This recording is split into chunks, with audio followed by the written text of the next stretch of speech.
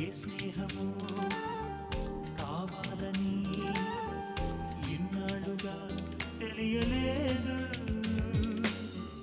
ఇచ్చేందుకే మనసుందని నాకెవ్వరు చెప్పలేదు. చెలిమి చిరునామా తెలుసుకోగానే రెక్కలొచ్చాయో ఏమిటో.